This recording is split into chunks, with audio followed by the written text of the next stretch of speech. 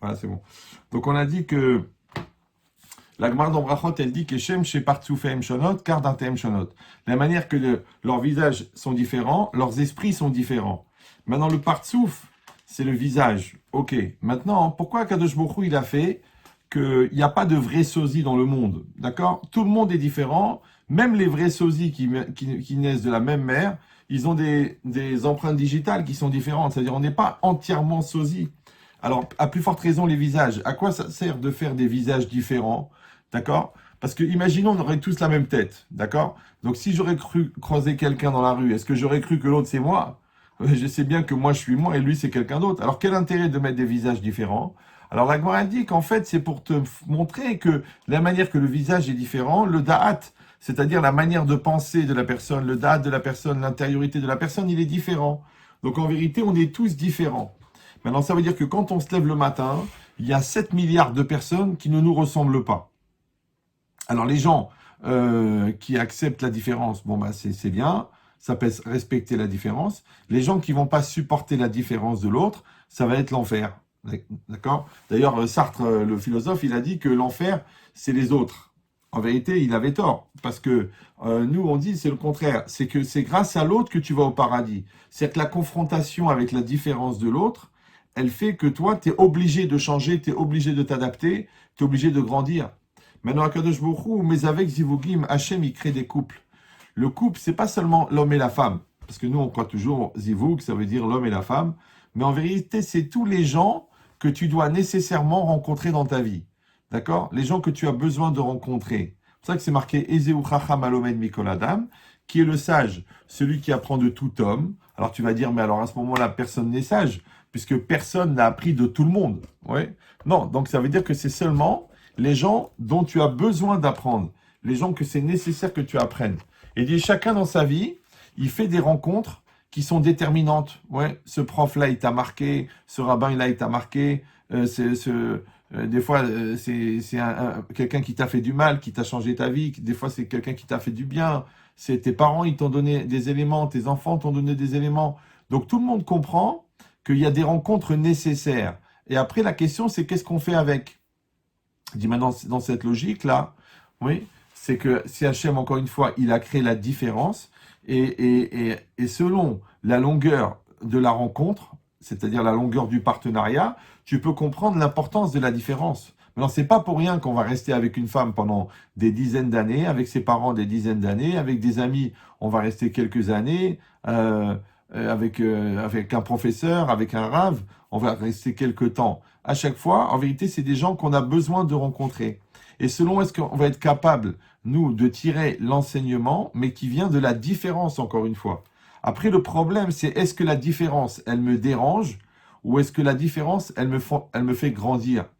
C'est comme dans la vie, vous savez, des fois on voit des couples, on dit mais quel rapport ils ont ensemble? Ouais, on dirait genre un papillon avec un Doberman. Tu dis comment ils se sont mariés les deux? Ils ont rien à voir, le caractère, le truc. L'autre elle est marocaine, lui il est américain. Bon, ils ont rien à voir. Comment ils ont pu se rencontrer? Et dire en vérité l'idée. Alors je leur demande, je leur dis mais comment vous avez pu vous marier? Vous êtes tellement différents. Alors je lui dis pourquoi vous l'avez épousée à elle? Alors elle dit parce qu'elle était différente des autres. Ok. Donc c'est la différence qui vous a rapproché. Après, je dis, alors pourquoi vous divorcez aujourd'hui? Parce qu'on est trop différents. Ah ok, donc c'est la différence qui vous sépare. Donc la différence, ça rapproche ou ça sépare? En vérité, la différence, c'est comme des pierres. Avec des pierres, tu peux construire un pont. Mais avec des pierres, tu peux construire un mur. Donc en vérité, c'est pas la différence le problème, c'est qu'est-ce que tu fais avec? Est-ce que tu l'as subi, ouais, ou est-ce que tu l'utilises? Il y a des gens qui ont des gros problèmes avec l'école, d'accord? Parce qu'ils ont eu un rejet du scolaire, un rejet du stress, un rejet d'apprendre. Ouais. Alors l'école, c'était un enfer. L'autre, il a aimé l'école, il a compris que c'était un partenaire d'évolution, que grâce à ça, il a développé son intelligence et son autonomie. Donc il a aimé l'école. Je comprends pas, mais c'est la même école. Ouais. Une école qui te fait du bien, une école qui te fait du mal. Eh bien, la vie aussi, c'est une école. Ça s'appelle l'école de la vie. Maintenant, est-ce que la vie, elle t'a fait du bien ou la vie, elle t'a fait du mal? Vous avez compris qu'essentiellement, la vie, elle n'est pas bonne ou elle est mauvaise. Le problème, c'est est-ce que tu l'as subi, ta vie, ou est-ce que tu en profites de ta vie? Est-ce que tu utilises ta vie pour grandir ou est-ce que tu utilises ta vie pour subir? Et ça dépend de la posture mentale dans laquelle tu te mets. Si tu te mets dans une logique d'angoisse ou une logique de victime ou une logique de petitesse ou de mesquine, ouais, automatiquement, la vie, ça devient une agression. Mais si tu te mets dans une logique de battant, dans une logique de réussite, dans une logique de maîtrise, ben, la vie, elle devient un espace d'évolution. Et chacun, il va décider dans quel esprit il va aborder les choses. C'est pour ça que la Emouna, elle est importante. Ouais. Les gens, ils se demandent, est-ce que je suis croyant, pas croyant? Mais de toute façon, on est tous croyants. Une fois, quelqu'un, je lui dis, vous croyez? Vous êtes croyant? Il m'a dit, non, vous savez, je ne suis pas croyant, je n'ai pas été touché par la foi, je suis agnostique, je suis athée. D'accord? Alors qu'en fait, athée, c'est même pas qu'il n'est pas croyant, c'est il est ignorant, puisqu'il n'a même pas fini l'alphabet, il s'est arrêté au T. D'accord? Donc, au contraire, quand la personne, c'est très rare de trouver quelqu'un qui connaît et qui est athée. Les trois quarts des gens qui se disent athées, en fait, ils connaissent pas la religion. Ils n'ont jamais étudié. Moi, des gens, ils viennent chez moi, ils me disent, Ram, j'ai une question sur la religion. Je dis, mais combien d'années d'Yeshiva vous avez fait? Il me dit, bah, 0. Je dis, mais alors, il y a une mitzvah facile à accomplir. Il me dit, laquelle? Je dis, bah, fermez-la. C'est normal. Est-ce que moi, je vais parler de la chirurgie? Est-ce que je vais parler de la fusion atomique? Je connais pas. Alors, je me tais. Mais les gens, ils connaissent rien dans la religion, ils commencent à poser des questions. Mais va étudier. Voilà, il y a des yeshivot, il y a des sfarim, il y a des livres. Il y a des gens qui avaient 15 fois la tête d'Einstein, ils n'ont pas trouvé l'erreur. Mais toi, Bliainara, avec ton BEB de secrétariat, toi, tu es sûr que tu as tout compris. Ouais. Donc déjà, il y a un problème dans la subjectivité. C'est ce qu'on appelle en français le taux de FDG. Je ne sais pas si vous avez vu ça en PNL. D'accord? C'est le taux de foutage de gueule. C'est combien toi-même tu te fous de toi. Ouais, toi-même tu te mens à toi-même. C'est comme le flemmard, quand sa femme lui dit viens m'aider à porter les courses, il va dire ouais mais c'est moi qui travaille. Mais quel rapport? Et elle accouche. Toi, tu vas coucher à sa place. Donc en vérité, il se ment que c'est parce qu'il travaille, mais alors qu'en vérité, c'est parce qu'il a la flemme de se lever. Donc si la personne, et c'est ça le vrai problème dans la recherche de la vérité, c'est que la recherche de la vérité, c'est pas le fait de chercher la vérité, c'est le fait de lutter contre ce qui t'empêche de la voir. Vous me suivez ou non? Ça s'appelle en français la part des intérêts dans la réflexion. Parce que tu peux pas, le cerveau, c'est comme un ordinateur. Mais le cerveau lui-même n'a pas d'intérêt. Par contre, toi, tu as tes intérêts personnels, d'accord? Tu as ton cœur qui te porte à aller vers ça ou vers ça ou vers ça. Tu vas aller vers ce qui t'intéresse. Maintenant, on ne peut pas analyser quelque chose si on ne s'y intéresse pas. Mais d'un autre côté, le fait d'être intéressé, déjà, oriente notre pensée. Vous me suivez ou non? C'est-à-dire que dans la pensée, il y a toujours la réflexion et les intérêts. La réflexion et les intérêts.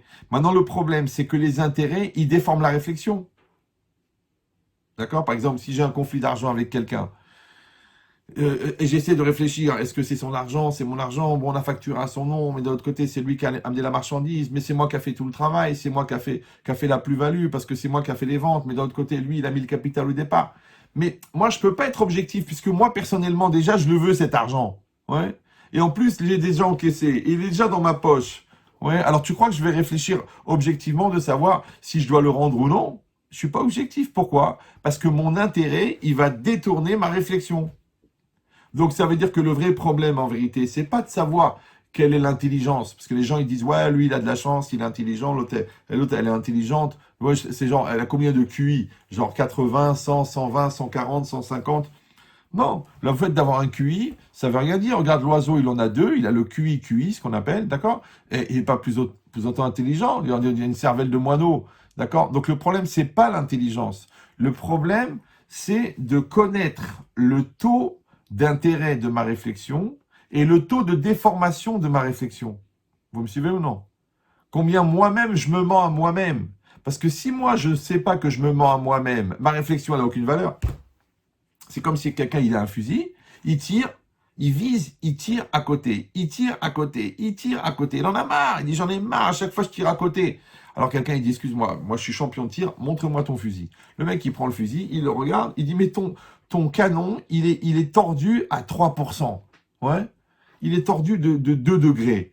D'accord? Donc automatiquement quand tu tires, tu vises la cible, mais la balle elle va à côté, parce que ton canon est tordu. D'accord? Donc il dit alors qu'est-ce que je dois faire? Il dit bah tu dois viser la cible, et après tu déplaces de 3 degrés, et tu tires, et tu verras que tu tombes dedans. Et ben c'est exactement pareil.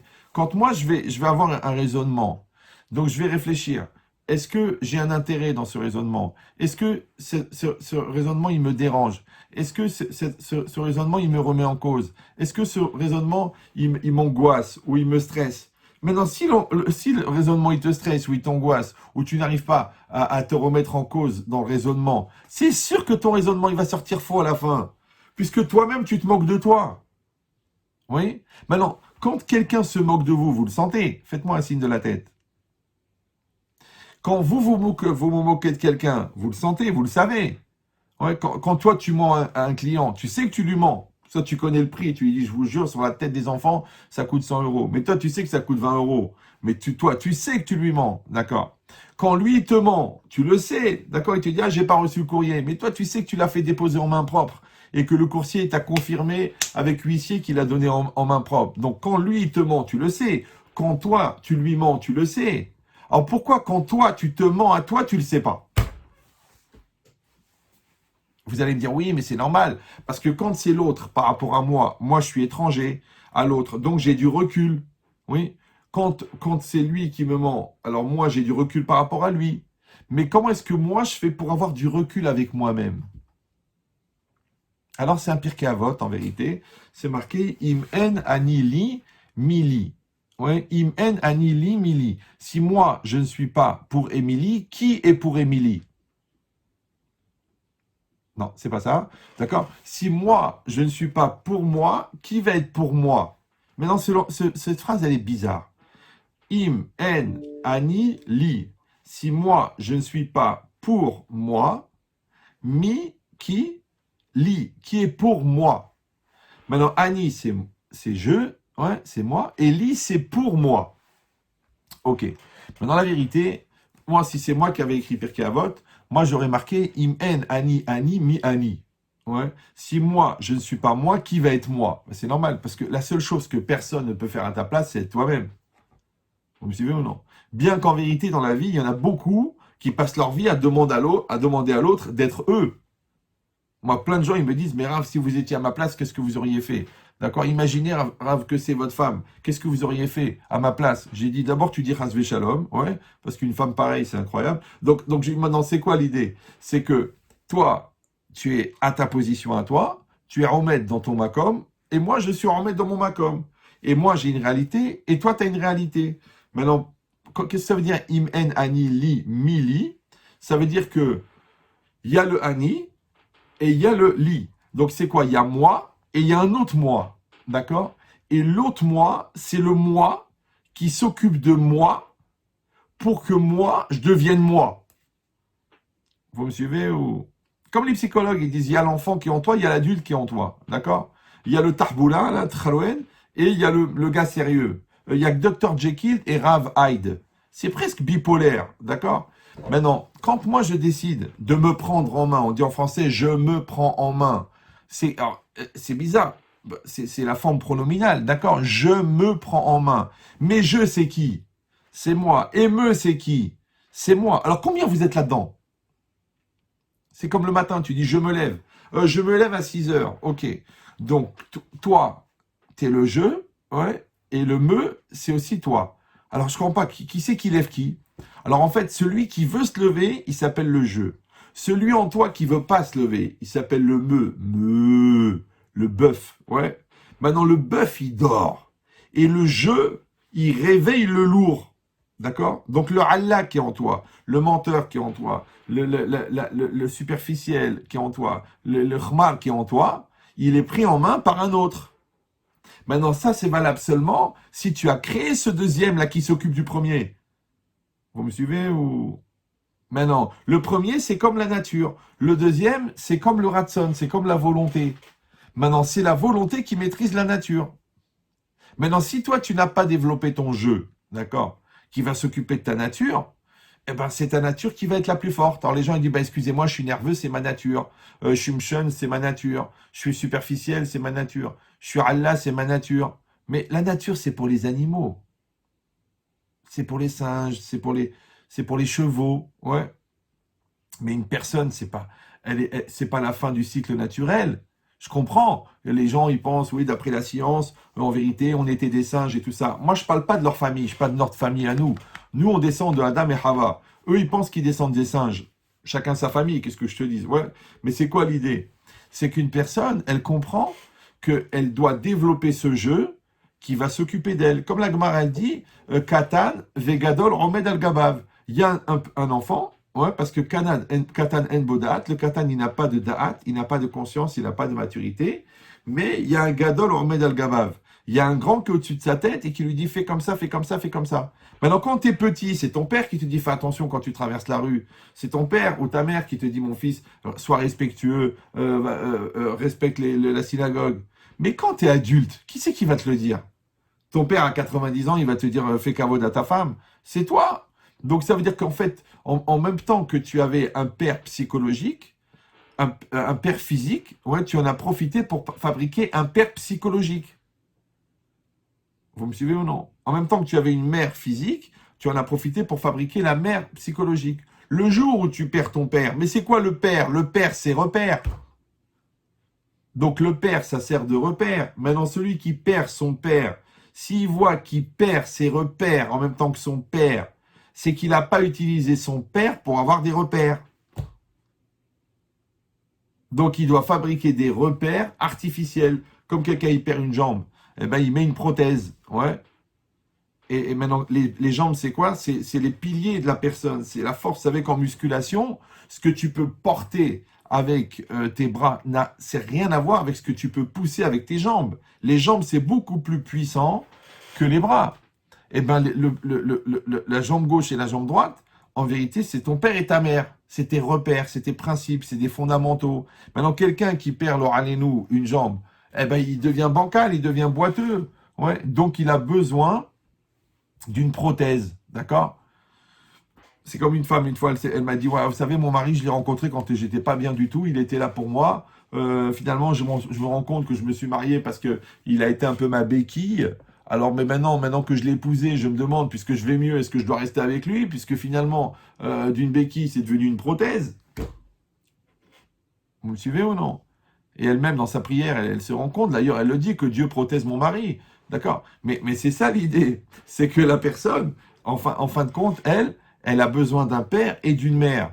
Maintenant, le père et la mère, d'accord, c'est les repères. Le père, ça ressemble à la force mentale et la structure mentale et la force d'affirmation. Et la mère, ça ressemble à la sensibilité, la créativité et la force d'initiative.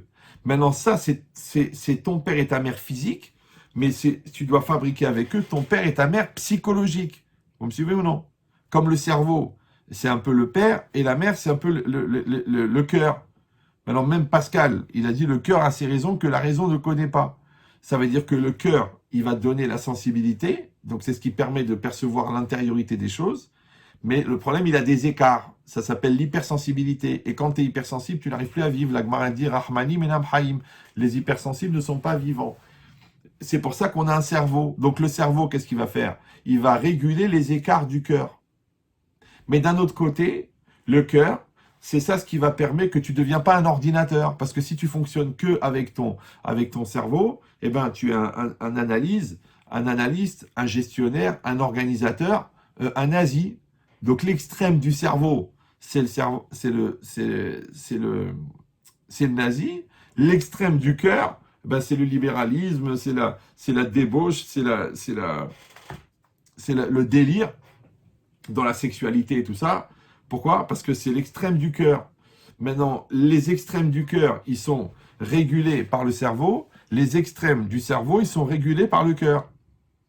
Maintenant, à l'intérieur de toi-même, tu as les deux. C'est pour ça que nous, on est des enfants de Yaakov. Mais Yaakov Avinu, rappelez-vous, son grand-père, c'est Abraham. Quelle est la qualité d'Abraham? Chesed, c'est le cœur. Quelle est la qualité de Yitzhak? La rigueur. C'est le cerveau, c'est l'intellect. Et quelle était la qualité de Yaakov, qui est le descendant des deux? D'accord? C'est Tiferet, c'est Emet. Va-t-il Emet les Yaakov? Donc ça veut dire que c'est quoi le Emet? C'est l'équilibre entre le Chesed et la Gvura. C'est l'équilibre entre le cœur et la raison. Maintenant, nous, on est des Béné Yaakov. C'est-à-dire que Yaakov, c'est le modèle de l'être humain. Donc, on doit être toujours dans l'équilibre. Maintenant, c'est beaucoup plus facile d'aller dans un extrême ou d'aller dans l'autre. Toi, tu vas aller dans un extrême dans l'intellect. Ouais, mais tu veux avoir aucun sentiment. Toi, tu vas avoir l'extrême dans la sensibilité, mais tu vas avoir aucune réflexion. Donc des gens, ils vont être artistes, mais ils ont une grande sensibilité, mais ils n'ont pas de cerveau. C'est pour ça qu'ils ont besoin d'un manager. Ouais. Et l'autre, il a un cerveau très très puissant, mais il n'a aucune sensibilité. Donc il faut trouver un équilibre. Donc cette recherche d'équilibre, en vérité, c'est la construction de ton être intérieur. C'est pour ça qu'on te donne un père qui, par résonance, va te développer ta structure mentale et ta force d'affirmation, donc tout le côté rigueur, d'accord? Et une mère qui va développer chez toi l'amour et la confiance et l'initiative et la créativité et la sensibilité. Donc c'est ton père et ta mère. Maintenant, si tu n'as pas fait le travail avec ton père et ta mère, il va falloir que tu le fabriques de manière artificielle, avec tes professeurs, avec tes rabbinim, avec tes psychologues, avec toutes les personnes qui vont t'aider à compléter ta silhouette psychologique. Vous me suivez toujours ou non? Mais cette silhouette-là que tu fabriques, c'est ce jeu à l'intérieur, là. C'est ta personne. Mais le problème, c'est que le mot personne en français, il veut dire personne et personne. D'accord? Personne, c'est quoi? C'est le respect de la personne, c'est la valeur de la personne, c'est la valeur inestimable de la personne, c'est le respect de la personne. Et d'un autre côté, personne, c'est personne. Ouais. Personne, c'est rien. Personne, c'est le néant. Comme en hébreu. En hébreu, Ani, c'est je, mais les mêmes lettres, ouais, Aleph, Nun, Yud, les mêmes lettres, c'est Aleph, Yud, Nun. Et Aleph, Yud, Nun, c'est quoi? N, Aïn, c'est rien. C'est zéro, c'est le néant. Alors, comment il peut être le Ani et le Aïn, le même lettre? Eh ben, l'idée, c'est ça. C'est que si une personne ne se donne pas les moyens de devenir une personne, elle va rester personne. Toujours, je donne cette illustration. Une femme, elle vient me voir à la fin d'une conférence, elle me dit, Ramen Chetrid, mon angoisse à moi, ça serait d'être seule sur une île déserte. Alors, je lui dis, écoutez, madame, c'est impossible. Elle me dit, pourquoi? Je dis, parce que dès que vous arrivez sur l'île, l'île n'est plus déserte. Alors, elle me dit, non, ça n'a rien à voir. Moi, je suis tombé d'un bateau, j'ai nagé, je suis tombé sur une île. Elle fait 20 mètres carrés avec un palmier. Il n'y a personne, il n'y a pas mes copines, il n'y a pas le centre commercial, il n'y a pas le magasin Chanel, il n'y a rien. Rien. Le vide, le néant. Ouais. Alors, ça m'angoisse, je m'angoisse d'être seul. Alors, sur une île déserte, je dis, mais madame, c'est pas possible, vous n'êtes pas sur une île déserte, puisque vous êtes là. Donc, l'île n'est plus déserte. Alors, elle me regarde avec des yeux, genre, le rabbin, il est fou, je sais pas ce qu'il a fumé. D'accord? Il est perturbé. Alors moi, je lui dis, écoutez, je vous dis un secret. Quand le rabbin, il vous fait répéter, c'est pas qu'il n'a pas compris la question, c'est que c'est vous qui comprenez pas pourquoi il vous fait répéter. Vous me suivez ou non?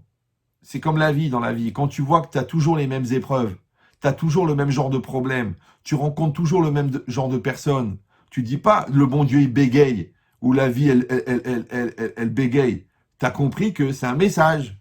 Donc si tu es intelligent, tu dis ok j'ai compris parce que ce qui se ressemble s'assemble et chaque poubelle a son couvercle, ou tu dis non, ça n'a rien à voir. Et chaque chose tu trouves une raison. Ouais, ça c'est à cause de ça, ça c'est à cause de lui, c'est à cause de mon père parce qu'il m'a pas allaité, ça c'est à cause de l'école parce qu'ils m'ont pas enseigné, ça c'est à cause du rabbin parce qu'il m'a dégoûté. Bah, tu peux passer ta vie. C'est la différence qu'il y a entre les enfants et les adultes, vous savez ou non? Ben ça, les différences, c'est que quand il y a un problème, les enfants, ils ont des raisons, et les adultes, ils ont des solutions.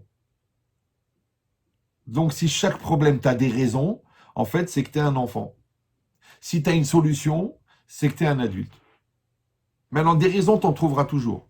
Grâce, encore une fois, à la capacité de foutage de gueule, tu pourras toujours trouver des raisons. Tu pourras toujours trouver quelqu'un à accuser. Mais tu dois te poser la question. Puisqu'on a dit que si tu es croyant, c'est quoi la croyance? La croyance, c'est pas seulement de manger cachère et de faire Shabbat et d'étudier la Torah. Ça, c'est évident. Parce qu'en dessous de ça, il faut envisager la conversion. D'accord? Donc, c'est sûr que la croyance, c'est pas ça. La croyance, c'est d'accepter que la réalité qui est en face de moi, elle est adaptée à moi. Il n'y a pas d'erreur. Hachem, il m'a envoyé ce mari.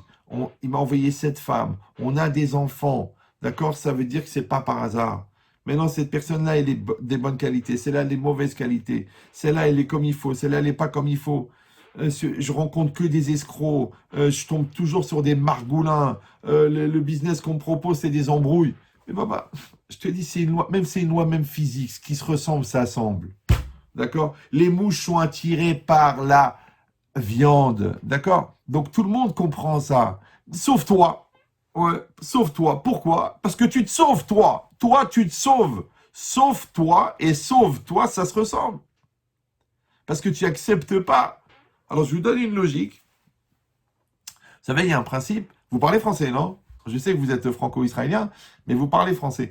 Mais il y a un principe en français qui s'appelle la remise en cause. C'est très, très intéressant. Vous pouvez même y réfléchir aux toilettes.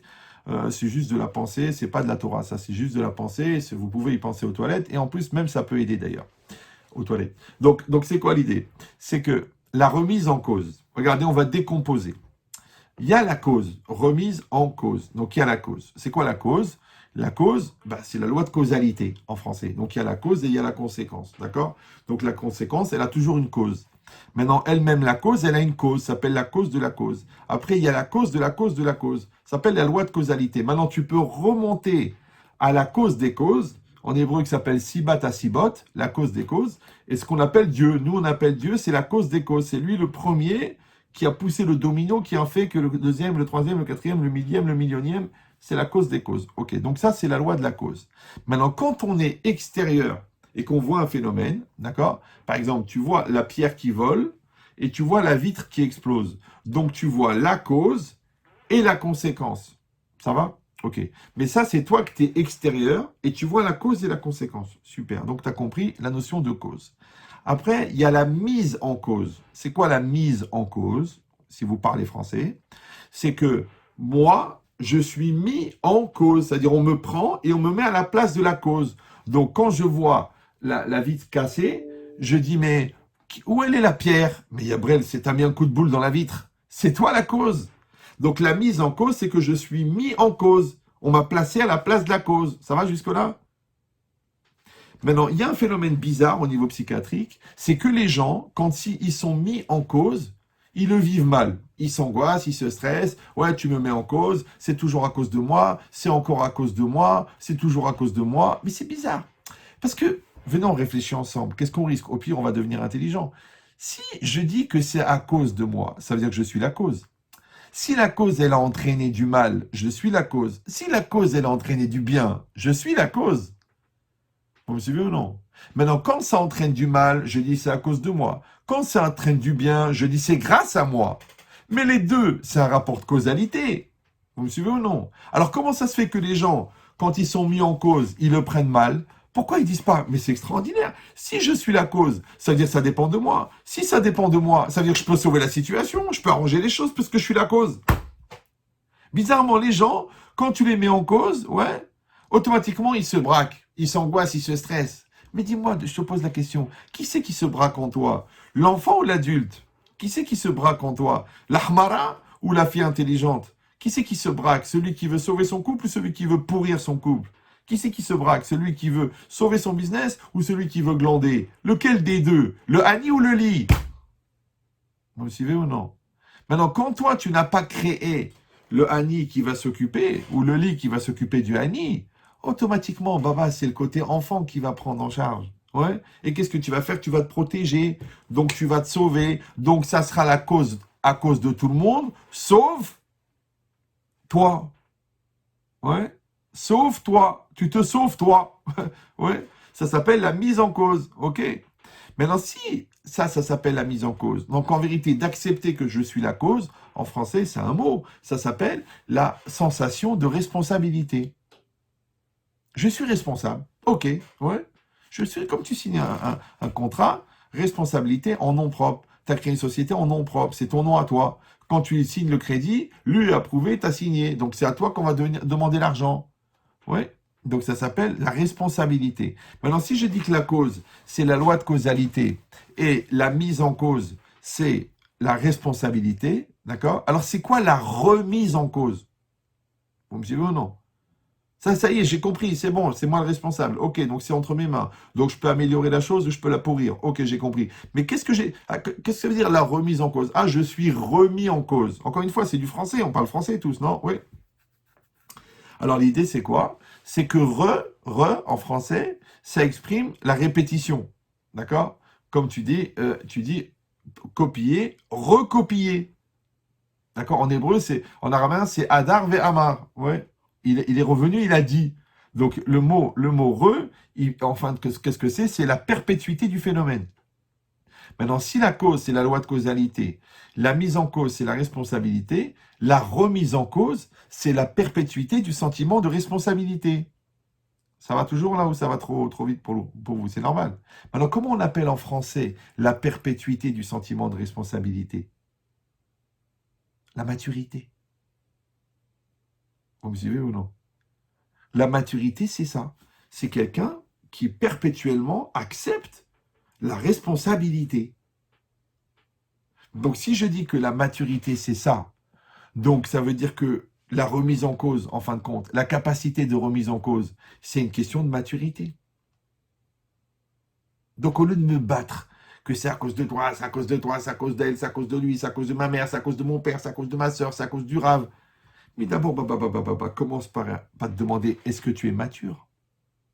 Est-ce que c'est un comportement d'adulte de toujours accuser l'autre? Alors l'homme, il accuse la femme, elle accuse le mari, les parents, ils accusent les enfants, ils accusent les parents, le rave, il accuse la communauté, elle accuse le rabbin, le peuple, il accuse le gouvernement, ils passent leur vie à accuser les autres. D'accord? Mais dites-moi, de vous à moi, je savais que quand on meurt seul, vous savez ça. C'est rare que les gens ils meurent à 20 ou à 30 ou à 40, à part un accident d'avion, un accident de train, mais en général, les gens ils meurent un par un. D'accord? Quand on meurt un par un, ça veut dire quoi? Ça veut dire on est dans le lit de mort, on est en train de mourir. Comme ça, il y a le grand-père, imagine, il est en train de mourir, et il y a sa femme, il y a ses enfants, il y a tout le monde, ils sont là. Et le papy, il est en train de partir. Et tout le monde dit, papy, on a besoin de toi, papy, ne nous abandonne pas. La femme, elle dit, papy, qui c'est qui va me faire les courses, qui c'est qui va payer le loyer? Les enfants, ils disent, papy, les petits-enfants, ils disent, papy, qui c'est qui va nous gâter? Donc personne ne veut qu'il meure, c'est normal. Donc le papy, qu'est-ce qu'il fait? Il dit, vous avez raison, c'est pas bien que je meure seul. Alors qui c'est qui vient avec moi? Ah, il n'y a personne qui va venir. Ouh là là, ils n'ont pas prévu des cercueils à 2 places ou quoi. Ouais. Une fois, il y en a un, il a dit à sa femme, chérie, je t'en prie, quand je meurs, tu me mets un téléphone dans le cercueil. On ne sait jamais si je me réveille. Ouais. Comme ça, je peux t'appeler, tu viens me sauver. Elle dit, bien sûr, mon amour, elle a mis le téléphone, mais elle ne l'a pas chargé. Bon, maintenant, c'est quoi l'idée? Allez, ça y est, il est mort. On va pas recommencer à distribuer. On a déjà donné le studio, les habits, tout ça. On va pas commencer à recommencer tous les calculs. Mais c'est quoi l'idée? Ça veut dire que quand on meurt seul. D'accord? C'est-à-dire que quand on va arriver là-haut, on va arriver devant Dieu. Ouais. Dieu il va nous dire, pourquoi tu n'as pas fait les mitzvot? Ouais. Et moi, je vais venir, je vais lui faire mon baratin. Je dis, oui, j'ai pas mis les tefilines parce que quelqu'un m'a dit que j'allais m'étrangler. Mais t'es con, quoi. L'autre, il a dit, j'ai pas fait Shabbat parce que ça tombe samedi. Mais t'es vrai. L'autre, il dit, j'ai pas mangé cachère parce qu'on m'a dit cachère, pas cher, c'est faux, c'est très cher. Ok. Et pourquoi t'as épousé la Goya? Ah ouais, parce que les Juives, elles sont trop typées. D'accord. Donc, chacun, il va trouver quelque chose. Mais c'est pas vrai parce que quand on arrive là-haut, ça s'appelle Olama Emet, ça s'appelle le monde de la vérité. Il n'y a pas de baratin. Vous savez ce que c'est le baratin? Ouais. C'est pas un endroit où on sert des tisanes. Non. Non, le baratin, c'est le mensonge. C'est le foutage de gueule. Maintenant, quand tu arrives au Olama Emet, il n'y a plus de mensonge. Maintenant, les gens intelligents, ils n'attendent pas la mort pour être dans la vérité. Vous me suivez ou non? Maintenant, le mot Emet, c'est la vérité. Dans Emet, il y a Met. Met, c'est mort. Ouais. Donc en vérité, quand tu dis tu es vrai, en hébreu, tu écris tu émet. Tu émet. Tu émet, c'est quoi? C'est tu es, T-U-E-R, virgule met. 2 fois mort. Parce que la vérité, elle tue. Mais c'est vrai que la vérité, elle tue ceux qui la fuient. Mais la vérité, elle donne la force à ceux qui l'assument. Quand tu sais que tu es dans le émet, tu vas aller jusqu'au bout. Quand tu fais un business qui est émet, tu es tranquille avec toi. Quand tu émets avec ta femme, tu es bien. Mais quand tu lui mens, ou quand tu la trompes, ou quand tu fais des tralouèdes, ouais, alors tu commences à devenir bête, tu commences à devenir méchant, tu commences à la trouver grosse, tu commences à trouver qu'elle a un mauvais caractère, tu trouves qu'elle a des boutons, après tu dis que tu l'as jamais aimée. Tu sais pourquoi? Parce que tu l'as trompée. Et comme tu l'as trompée, au lieu de dire je suis un salopard, j'ai trompé ma femme, qu'est-ce que tu fais? Tu dis oui, de toute façon, je ne l'ai jamais aimée, c'est à cause d'elle si je l'ai trompée. Vous me suivez ou non? Comme les enfants, ils vont dire ouais, mes parents, ils me laissent pas sortir le soir, ma mère, elle m'a interdit de m'épiler. Mais chérie, tu as 8 ans. Qu'est-ce que tu es en train de me dire?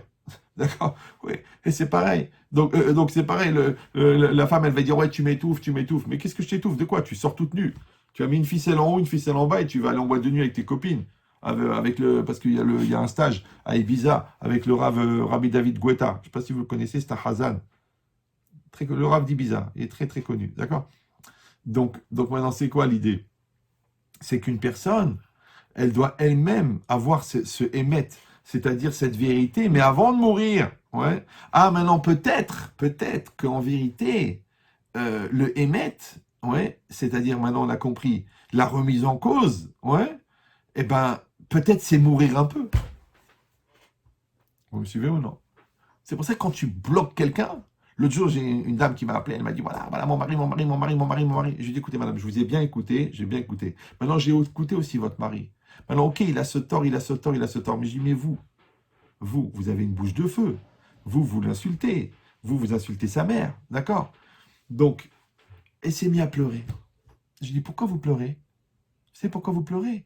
Parce que de toute votre force là, que vous aviez d'être genre la victime, d'un seul coup, vous vous rendez compte que c'est vous le bourreau. Donc, en hébreu, ça s'appelle, le Maharal, il dit, Bechia ze bitul nefesh.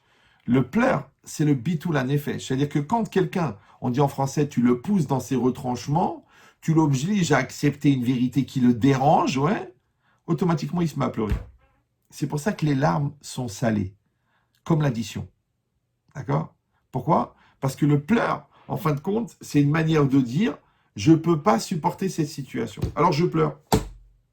Mais normalement, si toi, tu es dans une logique de maîtrise, dans une logique de maturité, dans une logique d'équilibre, dans une logique de maîtrise de toi, pourquoi tu vas pleurer? Vous me suivez ou non? Et en plus de ça, tu n'auras pas l'occasion de pleurer. Pourquoi? Parce que qui c'est qui va pleurer? Celui qui va être en déséquilibre. Le déséquilibre, il vient de quoi? De la découverte qu'en fin de compte, tu n'es pas toi-même. Mais toi, tu as déjà réglé ce problème en amont puisque tu es toi-même. Oui, toi, tu as le Hani et le Li. Toi, tu es en maîtrise. Toi, tu es en maturité. Donc, ça t'arrive pas ce genre de surprise. Genre, je me suis fait avoir. On a découvert ma vraie facette. J'étais un grand baratineur. J'ai embrouillé tout le monde. Maintenant, on a découvert qui je suis. Une femme, elle m'a dit, Rabben Chetrit, j'ai découvert le véritable visage de mon mari. Je dis, pourquoi vous avez épousé Fantomas? Ça veut rien dire. Ça veut dire qu'une personne, et c'est un peu ça le problème, c'est qu'en hébreu, panim, ça veut dire le visage. Ça va? Mais pourquoi c'est au pluriel? En français, visage, c'est au singulier. En hébreu, panim, c'est au pluriel. C'est bizarre, non? Vous êtes des Israéliens, vous comprenez ça? D'accord? Premièrement. Deuxièmement, panim, ça veut dire la face. Donc c'est l'extérieur. Mais c'est les mêmes lettres que pnim. Et pnim, c'est quoi? Pnimi, c'est l'intérieur. Alors panim, ça veut dire intérieur ou extérieur? Et pourquoi c'est au pluriel? Alors je vais vous dire pourquoi. Parce que panim, c'est quoi? C'est en fin de compte, c'est les différents visages. Maintenant, normalement, tu es censé avoir plusieurs visages, mais avoir une seule pnimiout. Ton jeu à l'intérieur, ouais, il doit être un seul.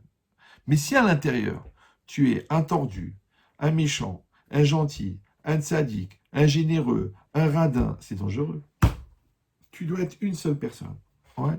Pour ça que ce un en français, ça vient de unique. Ouais. Toi, tu as une seule personne à l'intérieur. Maintenant, cette personne-là, elle va s'adapter à des différentes situations. Donc, elle va avoir des panimes. Vous me suivez ou non? Maintenant, si toi, tu maîtrises les panimes, ça veut dire que c'est ton intériorité qui te dit, bon, là, tu dois être dur, là, tu dois réfléchir, là, tu dois bien ouvrir les yeux, là, tu dois fermer les yeux. Ça y est, l'enfant, tu l'as déjà engueulé sur un truc, le reste, tu fermes les yeux. Tu dis, non, je vais l'engueuler sur chaque chose, tu vas le perdre. Ouais, c'est pareil, tu fermes. D'accord, ta femme, elle vient d'accoucher, c'est pas le moment de commencer à lui dire, tu sais, il faut que tu travailles tes midotes, faut pas que tu dois être dépendant de ta mère, elle vient d'accoucher, Yabrel. Donc, là, tu deviens aveugle. Là, tu ouvres les yeux. Là, tu parles. Là, tu te tais. Là, ça, c'est des panimes. D'accord? Mais encore une fois, ton côté pluriel, il vient parce que toi, à l'intérieur, tu es un, mais tu t'adaptes à des différentes situations. Vous me suivez ou non? Donc, tu es pluriel à l'extérieur, mais tu es unique à l'intérieur. Mais si toi, en vérité, tu es aussi pluriel à l'intérieur, c'est dangereux. C'est des gens, en psychologie, ça s'appelle des caméléons. D'accord? C'est des gens que chaque situation, ils s'adaptent. Là, à l'intérieur, ils sont méchants avec leur famille. À l'extérieur, ils sont gentils, font genre le généreux. D'accord? Dans le business, là, ils volent. Là, ils sont honnêtes. D'accord? tolérants avec eux-mêmes, intolérants avec les autres. Donc en vérité, ils ont plusieurs facettes. Et s'appellent des caméléons parce qu'ils s'adaptent au milieu ambiant. Vous me suivez ou non? Et comme le caméléon, et d'ailleurs souvent ils s'appellent Léon et souvent ils sont camés. D'accord? Donc ça veut dire quoi?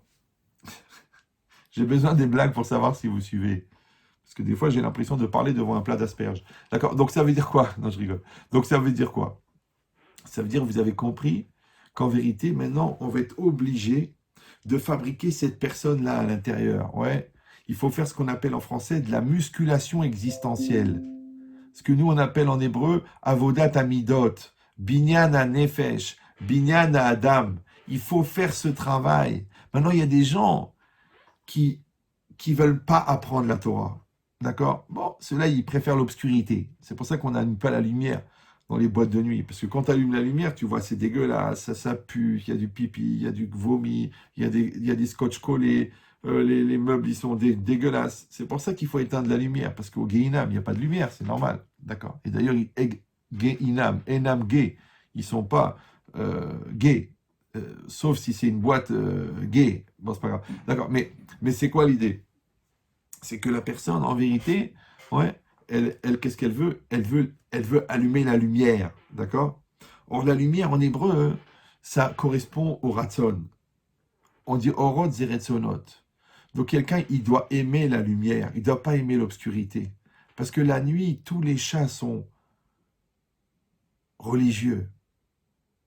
Ouais, il faut aimer la lumière, il faut aimer la clarté, il faut aimer la précision, il faut aimer l'honnêteté, il faut aimer la preuve, il faut aimer la démonstration, il faut aimer la science. Il ne faut pas avoir peur, ouais, parce qu'il faut avoir la clarté.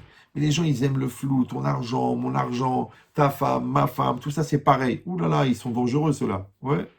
Maintenant, de la même manière qu'ils sont flous à l'extérieur, ils sont aussi flous à l'intérieur. C'est des gens qui ne sont pas clairs, ils ne sont pas nets. D'ailleurs, eux-mêmes, quand tu leur demandes qui tu es, ils savent pas, ils disent, je sais pas, j'ai des pulsions à l'intérieur, des fois j'ai envie de tuer tout le monde, des fois j'ai envie de faire tes chouvas, des fois je vais être un grand sadique, des fois je vais être un grand rachat, des fois je vais aller étudier la Kabbalah à Tzfat, des fois je vais être enfermé avec 22 call girls, avec une boîte de cachet bleu. Donc chacun, il dit, mais t'es complètement fou, toi. Pourquoi? Parce que t'es pluriel. Ouais. Ben, quand t'es pluriel, tu es personne. C'est pour ça qu'on dit en français, quelqu'un de bien. Quelqu'un de bien. C'est quoi quelqu'un? Quelqu'un, c'est un. Un, c'est unique. Unique, ça veut dire que ta personne, tu dois la développer, tu dois la construire pour pouvoir exprimer ton côté unique. Vous me suivez ou non? Maintenant, ton côté unique à l'intérieur de ta personne, quand tu respectes ta personne, que tu encourages ta personne, quand tu développes ta personne, ce côté unique, il va s'exprimer dans la réalité. Maintenant, tu sais comment on appelle la personne dans la réalité? L'empreinte de la personne dans la réalité s'appelle en français la personnalité. Comme un mot contracté. Vous me suivez ou non? C'est la personnalité. Mais si quelqu'un n'arrive pas à exprimer sa personne dans la réalité, ça s'appelle la personnalité. C'est une personnalité. Ouais. C'est pour ça qu'on lui dit, mais pourquoi tu dors? Mais tu vois pas que ton couple il part en sucette, mais tu dors. Mais regarde tes enfants, ils traînent avec des gueules bizarres. Ils sortent des toilettes avec la tête enfumée. T'as pas compris qu'il se passe quelque chose? Tu vois pas que la boîte elle est en train de couler parce que tu fous rien, tu te lèves à 3 heures de l'après-midi. Tu vois pas que tu perds sur l'achat, tu perds sur les ventes. T'as aucune marge. Mais combien tu mets de l'argent dans ce business? Tu vois pas qu'il est en train de couler? Mais tu dors ou quoi? Mais tu dors. Alors c'est ce qui est marqué dans le passé. Aïnouk et Holmim. Ouais. On était comme des rêveurs. Et ça s'appelle le coma. Des gens qui sont dans le coma. Genre, mais tu réfléchis pas. Mais tu vois pas que ta vie elle est en train de partir en sucette. Tu vois pas que tu fais les mauvais choix. Tu vois pas que tu te maries avec la mauvaise personne. Tu vois pas que tu conduis mal avec tes enfants. Tu vois pas que tu n'assumes pas tes dettes, mais ça va te tomber sur la gueule. Mais comment tu as été emprunté de l'argent à la mafia? Mais t'es fou. Ils vont te couper les doigts, ils vont te couper les pieds, ils vont te couper la tête. Et c'est normal. Tu dis oui, mais je savais pas à qui parler. J'ai été les voir à eux, mais c'est comme si tu fais tomber ton alliance dans un hachoir à viande et tu mets la main pour aller le chercher. Mais t'as plus besoin d'alliance parce que tu vas la mettre sur quel doigt? Vous me suivez ou non? Ben, c'est exactement pareil. Maintenant, comment tu peux dire, ah ben excuse-moi, j'ai pas réfléchi, ah je me rendais pas compte, j'étais immature, j'étais un CON. Mais Baba Yabrel, l'intelligence, c'est la capacité d'adaptation. Donc le contraire de l'intelligence, la bonnerie, avec un C, ouais, c'est l'incapacité à s'adapter. Mais on a dit, qui c'est qui s'adapte? C'est le jeu. Le jeu intérieur, quand il est construit, il rentre dans la réalité et il assume la réalité, et ça, il s'adapte. Vous me suivez ou non? Maintenant, on a dit que la réalité, c'est quoi? C'est ce que Hachem te propose. Et la Emouna, c'est d'accepter que la réalité qui est en face de moi, elle est adaptée à moi. Donc, normalement, si je suis croyant, si je ne suis pas croyant, il vaut mieux que j'habite un étage élevé. Mais si je suis croyant, d'accord? Donc, j'ai compris que chaque réalité, elle est adaptée. Donc, au lieu de croire que, mince, qu'est-ce qui m'arrive, ça me tombe sur la gueule, ouais, je peux dire l'inverse. Je peux dire, eh ben, c'est une opportunité de grandir. Donc, les gens qui t'énervent, ouais, en fait, c'est quoi? C'est des gens qui t'énervent parce que toi, à l'intérieur, eh ben, tu n'es pas construit. Mais les gens qui t'énervent, en fait, c'est une opportunité de travailler ta patience. Réfléchissez bien. Quand quelqu'un il dit, vous savez, Ramen Chetri, je suis pas nerveux, hein, mais moi, quand ma femme, elle m'énerve, quand mon mari m'énerve, mais regarde bien. Il m'énerve. Vous décomposez. Il, c'est toi. M, me, ouais. Il, non, c'est lui. M, c'est toi. Moi, énerve. Il énerve moi. Vous me suivez ou non? D'accord. Alors, je rappelle, pour ceux qui n'ont pas compris, que le corps humain, c'est la peau. En dessous, il y a les chairs, les muscles. En dessous, il y a le squelette. Et dans le squelette, il y a la moelle épinière. Vous me suivez ou non? Maintenant, la peau, c'est quoi? C'est la dignité, c'est le respect de soi. Les muscles, c'est quoi? C'est les midotes, c'est les qualités morales. Le squelette, c'est la structure mentale, c'est la maturité, c'est la force d'affirmation. Et le système nerveux, c'est les nerfs. Tu peux m'expliquer comment quelqu'un de l'extérieur, il peut traverser mon respect de moi, il peut traverser mes midotes, il peut traverser ma structure mentale, mon squelette, et toucher mon système nerveux pour m'énerver. Tu rentres dans mes nerfs, toi. Vous me suivez ou non? Alors je lui dis, tu sais pourquoi? Alors écoutez bien. Parce qu'à l'intérieur, il n'y a personne. Écoutez cette phrase de Ben Chetrit. Elle est très connue. Vous pouvez l'écrire sur les murs, la graver sur l'arc de triomphe ou la tatouer dans le dos de votre femme. Tiens chérie, tourne-toi, je vais réfléchir. Écoutez bien. Le degré de pénétration des agressions extérieures dépend du vide intérieur. Je répète pour les gens qui pratiquent le cerf-volant. Ok. Le degré de pénétration des agressions extérieures. Il y a des agressions extérieures. On me fait du mal, on me fait une remarque, il pleut, il fait moche, le chèque il n'arrive pas, la maison elle se vend pas. C'est des agressions extérieures. Mais pourquoi ça rentre en moi?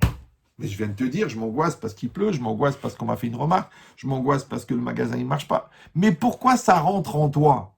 Tu sais pourquoi ça rentre? Parce que yesh makom, il y a la place. Vous me suivez ou non?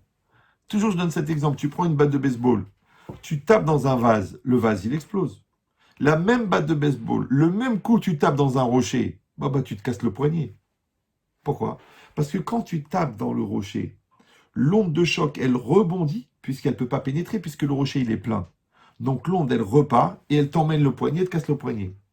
Mais le vase, lui, il est vide. Donc quand tu tapes dedans, l'onde, elle rentre à l'intérieur, ouais, il n'y a rien qui l'arrête. Et elle ressort de l'autre côté, elle explose le vase. Donc tu vois bien que le degré de pénétration des agressions extérieures dépend du vide intérieur. Donc tu ne dois pas te demander, l'autre il a une vie facile et moi j'ai une vie dure, ça c'est de l'or mou et ça c'est de l'or dur. Non. Tu dois demander Ani Ben Adam, Ani Banoui, Ani Chazak ou Ani Khalash. Est-ce que je suis fort? Est-ce que je suis construit? Est-ce que je suis entier? Ou est-ce que je suis vide? Maintenant vous savez comment on l'appelle? La paix en hébreu, shalom. Ouais. Et comment on appelle entier, shalem? Le contraire de shalem, c'est quoi? C'est chasser. Chasser, c'est quoi? Le manque. Vous me suivez ou non? Maintenant, regardez cette bouteille. Vous la voyez ou non? Si vous ne la voyez pas, il faut acheter un chien d'aveugle. Ouais. Donc maintenant, cette bouteille, elle est pleine. Ok. Si je la vide, elle va être vide. Bon. Qu'est-ce qu'il va y avoir dedans? De l'air. Qui c'est qui a mis l'air dans la bouteille? Alors vous allez dire, c'est Dieu qui a mis l'air dans la bouteille. Ah, vous êtes des croyants. Vous allez dire, c'est la physique, parce que la nature n'aime pas le vide. Donc dès que tu enlèves l'eau, hop, l'air, elle rentre dedans. Ok. Tu crois en rien, toi, ni en Dieu, ni en la physique. Donc tu vas dire que c'est rien. C'est la bouteille, c'est l'air, il est venu à cause de rien. Ce qu'on appelle en français l'air de rien. genre l'air de rien. D'accord?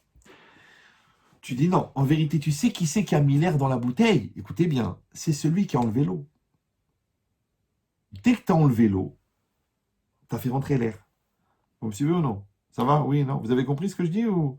Non, je ne crois pas que vous avez compris.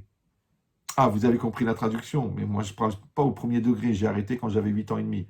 Je parle au deuxième, troisième, cinquième degré. Tu sais qui c'est qui a enlevé, qui a fait rentrer l'air, celui qui a enlevé l'eau. Tu sais qui c'est qui a fait rentrer le soupçon, celui qui a enlevé la confiance. Tu sais qui c'est qui a fait rentrer l'angoisse, celui qui a enlevé la joie. Tu sais qui c'est qui a enlevé la fidélité, celui qui a fait l'adultère. Vous comprenez ou non? C'est celui qui a enlevé, qui a fait rentrer.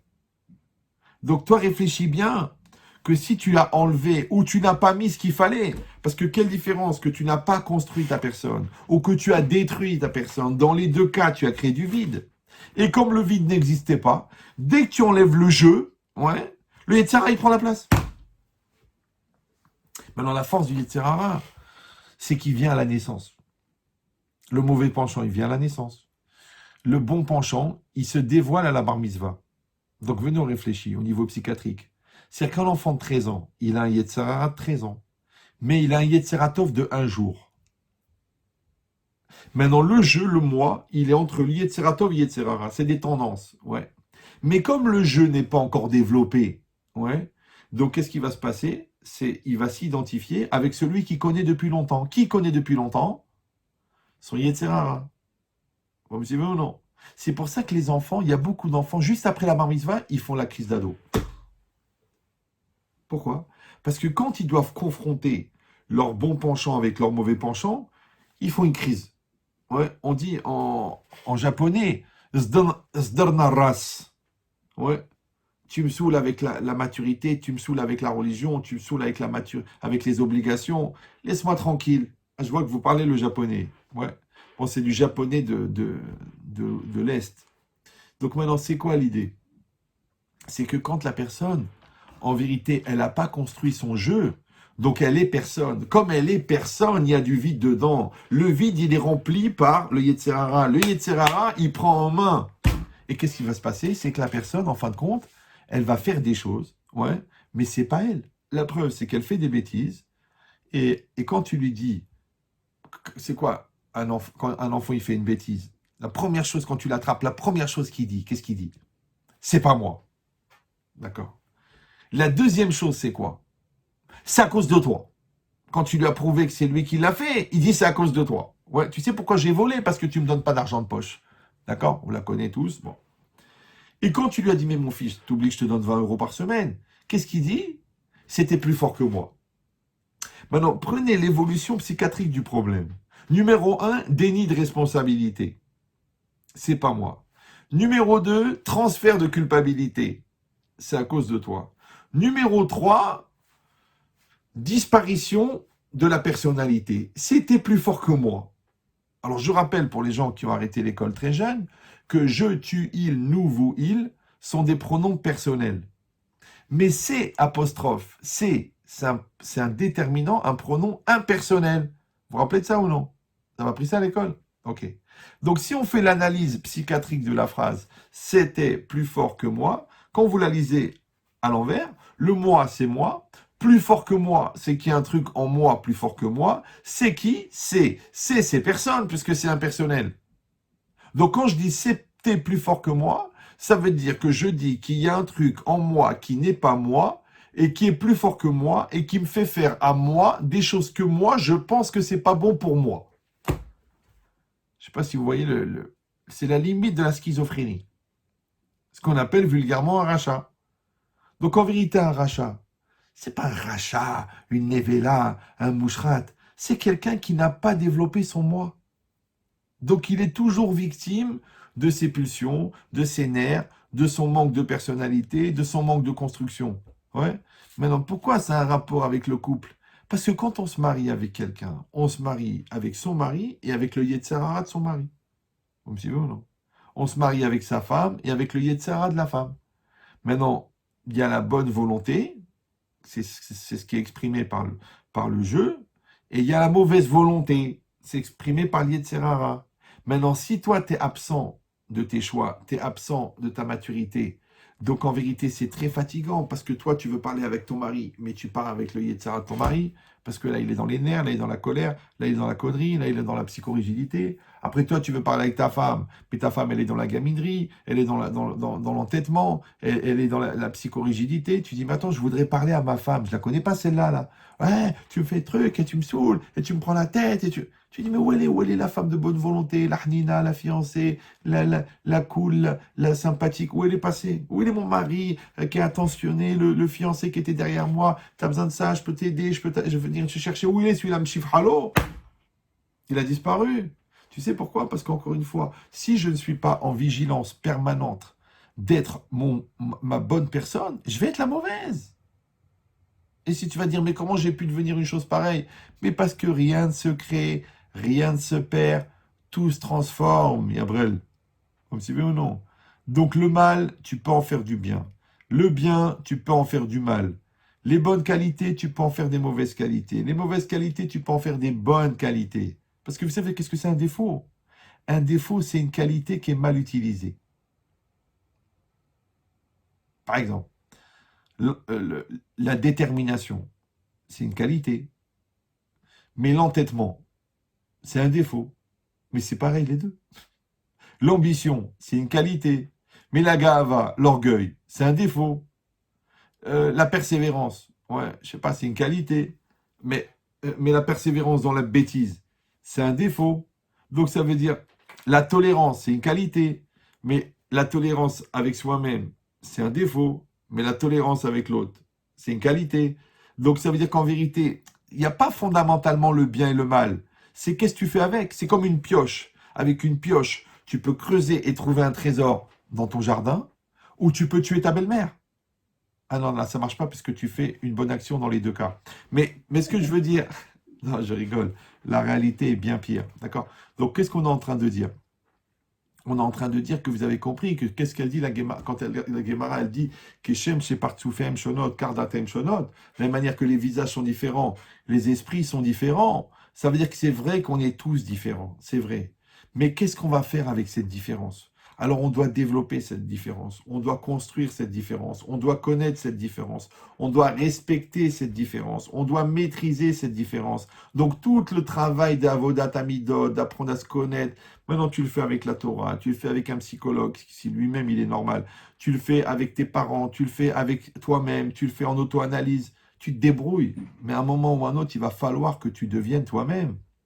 Parce que si tu ne deviens pas toi-même, et c'est quoi toi-même? Toi-même, c'est le même que toi. Donc le moi extérieur que les gens voient et le moi intérieur que tu as à l'intérieur, ils doivent être les mêmes. C'est ça, toi-même. En hébreu, ça s'appelle Toho Kebaro. Il faut que ton intériorité et ton extériorité soient le même. Maintenant, si toi, tu n'arrives pas à être Toho Kebaro, intérieur, extérieur, pareil, ben, tu vas être obligé de mentir. Après, tu vas être en décalage. Après, tu vas être névrosé. Après, tu vas être complexé. Pourquoi? Parce que c'est quoi le complexe? Ouais. Eh ben, le complexe, c'est parce que tu vois que tu n'es pas devenu ce que tu étais censé être. Donc, tu développes un complexe. Après, tu vas être stressé. Parce que c'est quoi le stress? Le stress, c'est le malaise développé par la distance entre la personne que tu devrais être et la personne que tu es. Toi, tu fais semblant que tu es ingénieur. Donc, tu arrives à l'usine, le mec, il dit, bon, qu'est-ce qu'on fait, monsieur l'ingénieur? Mais toi, tu sais que tu n'es pas ingénieur. Donc, tu commences à stresser. Toi, tu es un petit vendeur. Tu te dis, tiens, je vais devenir patron. Ouais, le patron, il prend 150 000 euros. Pourquoi moi, je vais prendre 4 000? Alors, tu deviens patron. Mais quand tu es patron, baba, la banque, elle te dit, alors, monsieur, Ménichou, qu'est-ce qu'on fait avec les 150 millions d'euros? On les investit, on les développe, on augmente les prix, on achète du matériel. Et toi, qu'est-ce que tu fais? Tu fais caca sur toi. Parce que tu as des épaules de vendeur et tu as pris la responsabilité du patron. Or, la différence entre la personne que tu es et la personne que tu devrais être, elle va créer du stress. Vous me suivez ou non? Alors, qu'est-ce qu'ils font les gens? Ils font une anesthésie.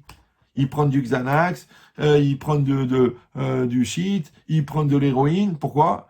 Parce que pour éteindre le signal d'alarme, c'est comme si le feu, la lumière, elle s'allume parce qu'il y a le feu, et toi tu dis, oh là là là là, Chazvé Shalom, on éteint la lumière. Mais Yabrel, t'éteins le signal d'alarme, mais le feu, il brûle. D'accord? Toi, t'as ta femme, elle te dit, écoute chérie, on se voit pas assez, on se parle pas, on passe pas du temps ensemble et tout. Toi, tu lui dis, tiens, prends 1000 euros, va t'acheter un sac. Mais t'as éteint l'alarme, Yabrel, mais l'incendie, il crame quand même. Après, tu découvres qu'elle parle des heures et des heures avec un inconnu. Tu dis, ouais, je comprends pas, t'es une sale... Hop! Mais c'est quoi ça? Ouais, tu dis, mais moi, mais pas du tout. Moi, je suis venu vers toi, je t'ai parlé, je t'ai dit que je t'aimais, je t'ai dit il faut qu'on passe du temps, qu'on fasse des restos, qu'on fasse des voyages. J'ai même j'ai été voir Victoria, je lui ai demandé son secret, d'accord? Et toi, tu t'étais jamais là pour moi. Alors après, tu dis, ah, comment ça se fait que je parle à quelqu'un? Mais je parle à quelqu'un parce que j'ai personne à qui parler. D'accord? Et ben toi, c'est pareil. Toi aussi, le mari, c'est-à-dire toi, le mari, tu dois être irréprochable. La femme, tu dois être magnifique. Les deux, quand vous êtes extraordinaires. Donc, c'est pas la peine de regarder les feux de l'amour puisque vous l'avez à la maison. Vous me suivez ou non? Mais si toi, tu es ratatiné dans ton fauteuil en train d'attendre la mort avec ta télécommande et que toi, tu es une baleine échouée avec un ventre comme ça qui s'étale qu'est-ce que tu veux maintenant? Après, tu dis, je comprends pas. Il n'y a plus de passion entre nous. Il n'y a plus d'amour entre nous. Mais ça veut rien dire. Moi, j'ai 35 ans de mariage. Bah, au Hachem, je drague ma femme tous les jours.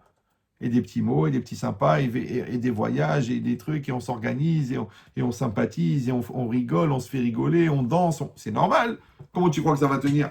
Les gens, ils font rien. Ils restent comme ça, starbo devant la télé. Tu m'aimes? Bien sûr que je t'aime. Tu es con ou quoi? On fait le cinquième? Tu rêves. Ok. Alors qu'est-ce qu'on fait? Eh ben, on attend la mort. Mais on est jeune. Ça fait rien. Ça, avec tous les feuilletons qu'on regarde, ça va passer plus vite. Ben, c'est ça. Non, tu veux pas, toi. Tu veux que chaque seconde elle soit optimisée. Tu veux être vivant. Mais c'est toi qui rend la chose vivante. Tu veux qu'il y ait de l'amour dans ton couple? Mets-en. Tu veux que la bouffe, elle soit bonne? Parmesan. D'accord? Qu'il y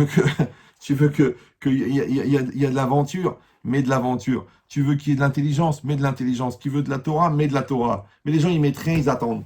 C'est comme les enfants. Au début des vacances, ils disent, papa, qu'est-ce qu'on fait? Papa, qu'est-ce qu'on fait? Papa, qu'est-ce qu'on fait?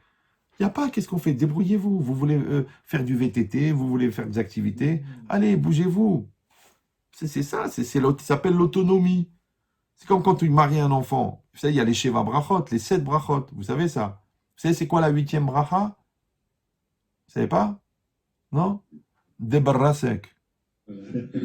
Debarrasek, baba, debarrasek. Je t'ai fait l'école, je t'ai fait la yeshiva, je t'ai fait ton école d'ingénieur, je t'ai trouvé une femme, je t'ai payé le mariage.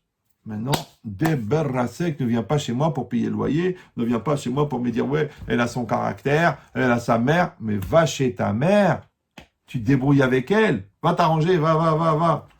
Et c'est ça le mariage. Le mariage, c'est tu prends un bateau, tu mets un homme et une femme dedans, tu leur donnes une rame chacun et tu les envoies dans la mer.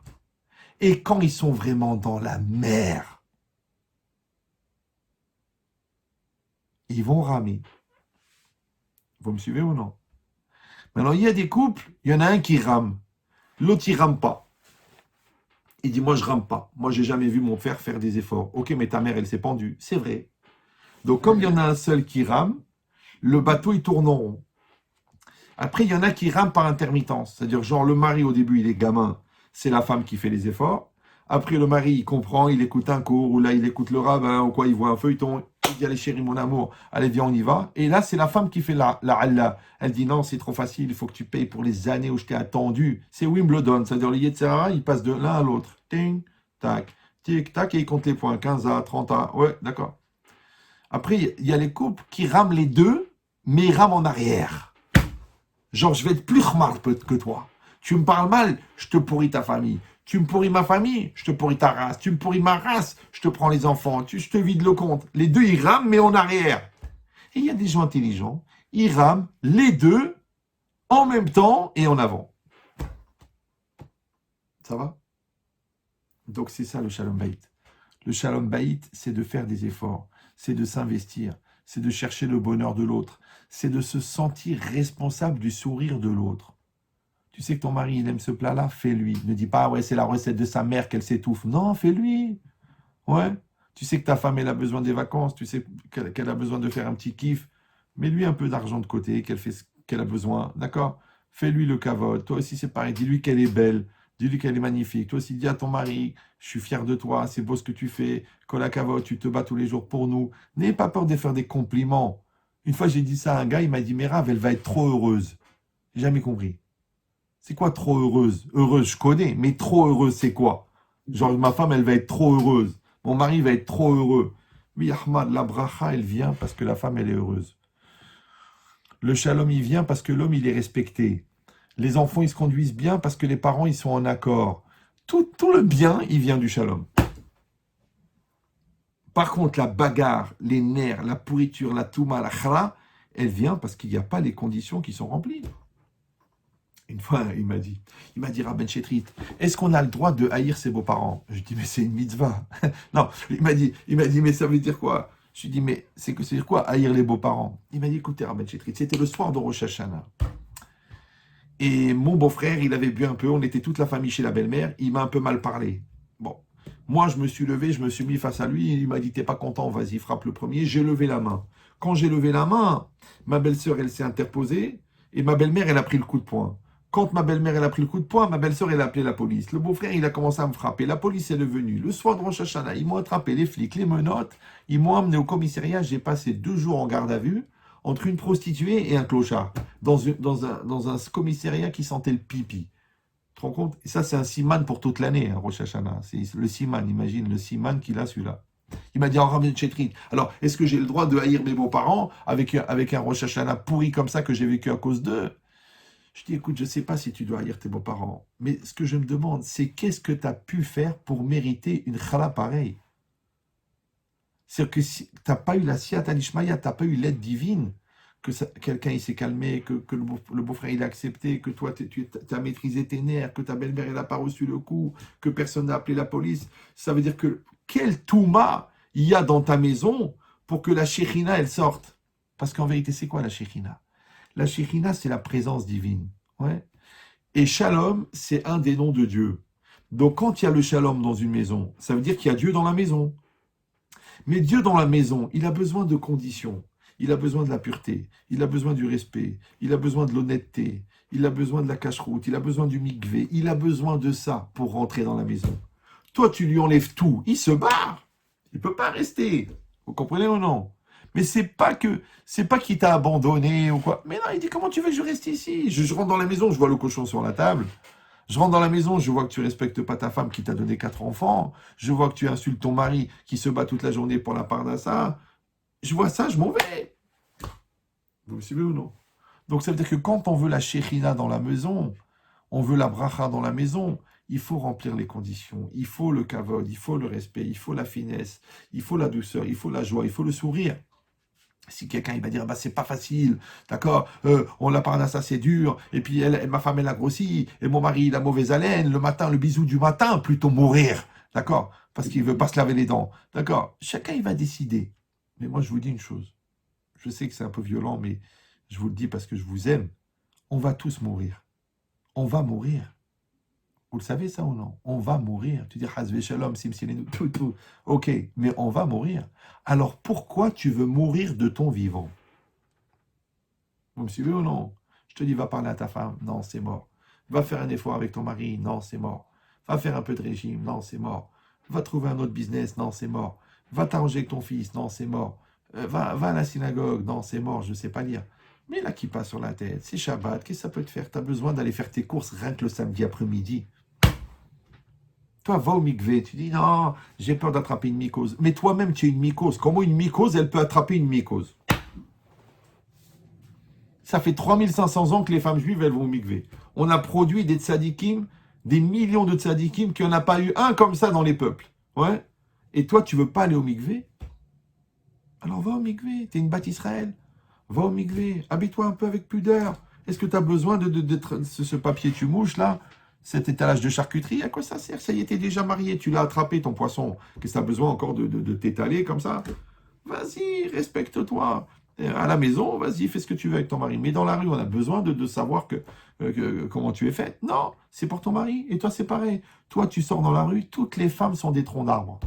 Ta femme, c'est une beauté, les autres, c'est des troncs d'arbres. Tu es capable de faire ça? Tu vas dire, oui, mais on peut quand même apprécier la beauté. Aujourd'hui, tu apprécies.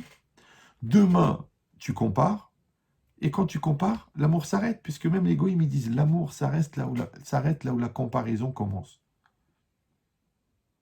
Vous me suivez?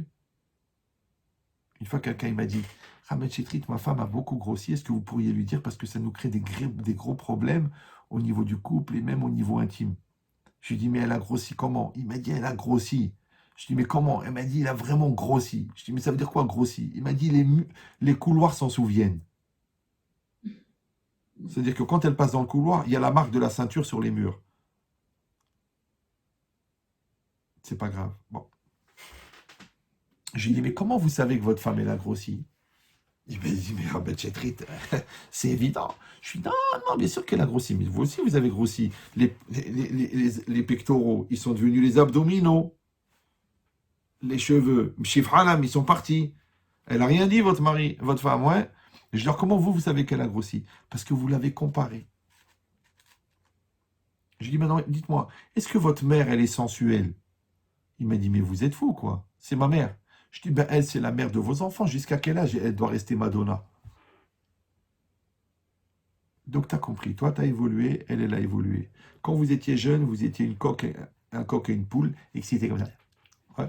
Et quand vous avez grandi, vous avez compris qu'il y a la complicité, il y a la proximité, il y a la confiance, il y a la communion, il y a la communication, communication, communiquer, communiquer, commun, commun, comme un. Ouais. Et vous avez dépassé les individualités au profit du couple. Donc quand vous êtes un couple uni, c'est parce que vous avez dépassé vos égoïsmes.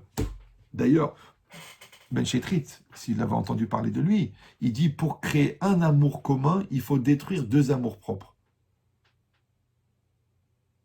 Vous me suivez ou non? Les gens ils disent non, non, non, moi je garde mon amour propre et à part ça, on va avoir l'amour commun. Mais c'est pas possible, puisque l'amour propre, il crée la fracture et l'amour commun, il crée la soudure. Donc tu décides, tu veux de la soudure ou de la fracture? Tu veux continuer à rester célibataire malgré que tu es marié? Ou tu veux être ensemble et former un seul? 1. 1 plus 1 égale 1. Tu veux ça? Alors il va falloir sacrifier, Baba. Il va falloir sacrifier de l'égoïsme, il va falloir sacrifier de l'orgueil, il va falloir sacrifier de l'argent, il va sacrifier du temps, sacrifier de la patience, sacrifier des nerfs. Il va falloir faire beaucoup de sacrifices. Maintenant, ces sacrifices-là, ils sont pour vous. C'est pour vous. Parce que quand vous passez du temps, vous sacrifiez du temps à parler, ça crée de la communication. Quand vous vous comprenez, ça crée de la coordination. Quand vous faites des choses ensemble et que vous avez le souci de l'autre, ça crée de la solidarité. Donc vous avez peur. Au pire, vous irez mieux. Mais qu'est-ce qu'ils font les gens? Ils s'achètent une maison, ils regardent chacun leur chaîne de télé, ils ont leur Instagram différent, ils ont leurs copains différents sur Facebook.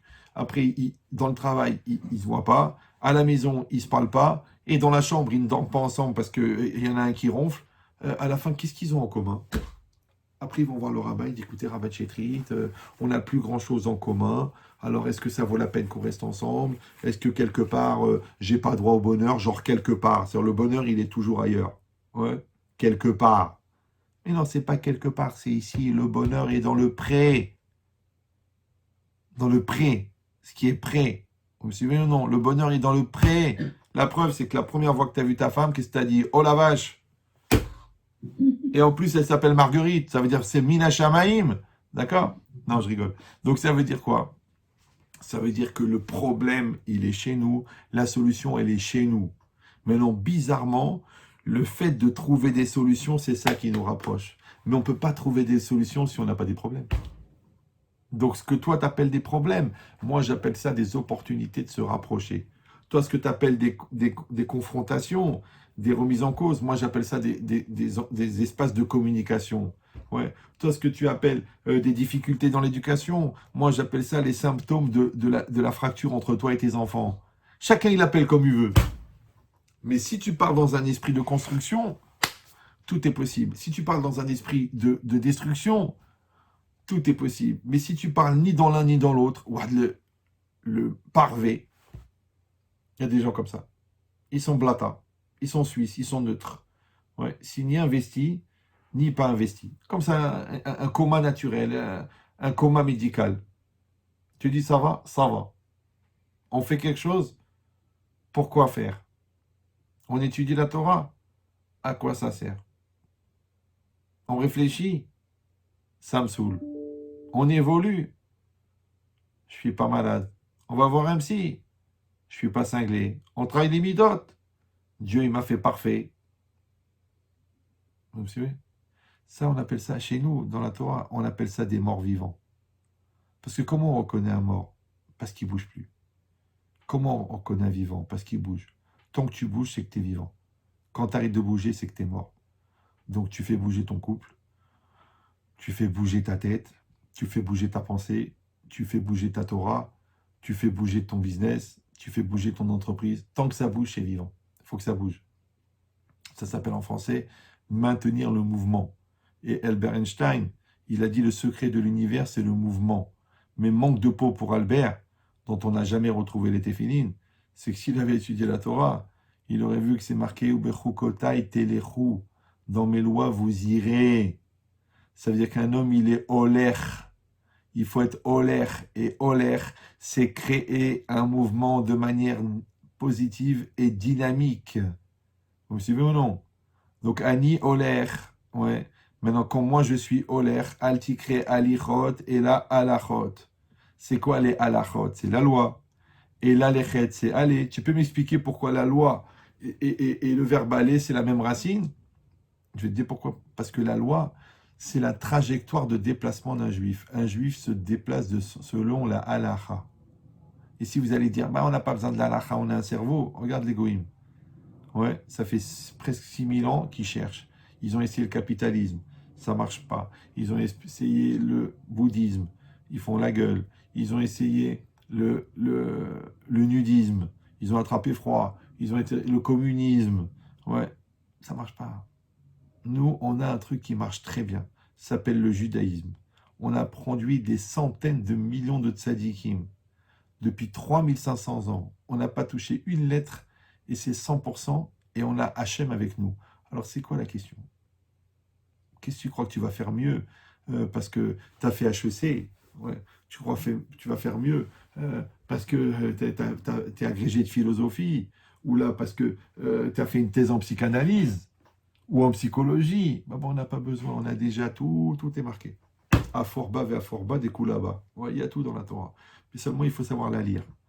Donc, si tu es malin, ouais, que tu marches avec Hachem, que tu marches à côté d'Hachem, que tu marches derrière Hachem, que tu marches devant Hachem, mais avec Hachem. Mais sans Hachem, tu peux aller t'inscrire tout de suite sur loralenou.com, leister.fr et laori.com. C'est laori.com. D'accord? Parce que ça ne va pas aller.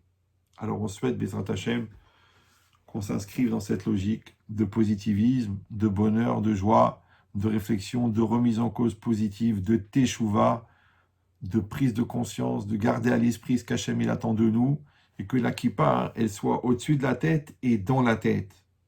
Pas un qu'au-dessus pour faire semblant, ou que dedans pour faire le barbu sans barbe. Parce qu'il y a des gens qui disent, vous savez, je suis très religieux, mais je ne veux pas le montrer. Moi, je dis, vous savez, faites attention, parce que la barbe, quand elle pousse à l'intérieur, elle repousse la place du cerveau. C'est pour ça que dans la Kabbalah, la barbe, elle s'appelle Tzinorot HaChochma. Ça s'appelle les tuyaux de la sagesse. D'accord? Voilà. Donc, on a dit que le cours est dédié l'Eilun Nishmat de Lazare Ben Yitro. Maintenant, moi, si je peux me permettre, puisque vous êtes les enfants, il faut savoir que de toute façon, que vous le vouliez ou non, vous le représentez. Donc, toutes vos bonnes actions, elles lui sont comptées. Malheureusement, vos mauvaises aussi. Donc, si vous êtes un peu malin et vous voulez lui faire le kavod, c'est bien, vous avez organisé le cours, mais ce qui compte, c'est qu'après le cours, ce que vous avez entendu, ce que vous allez réécouter, ouais, ce que vous allez prendre des notes, ce que vous allez fixer des exercices pour changer, c'est ça qui va faire son kavod. Parce que quand là-haut, les anges ils vont lui dire, t'as vu ton fils, qu'est-ce qu'il fait? T'as vu ta fille, qu'est-ce qu'elle fait? T'as vu ta belle-fille, comment elle est magnifique, regarde comment elle s'occupe, comment elle fait avec les enfants, comment elle fait avec la voisine, avec les pauvres, regarde comment est-ce qu'elle fait, regarde ton fils, combien de mitzvot il fait. Ah, il va être fier. On dit en anglais, vous allez lui remonter la tête. Ouais. Et pas Hazvé Shalom que quand on va lui dire c'est tes gosses, il va dire non, c'est les fils du voisin, il était très entreprenant. D'accord? Donc, on souhaite Bezrat Hachem que ça soit un route pour Lazare Benitro et aussi pour tous les bénis Israël.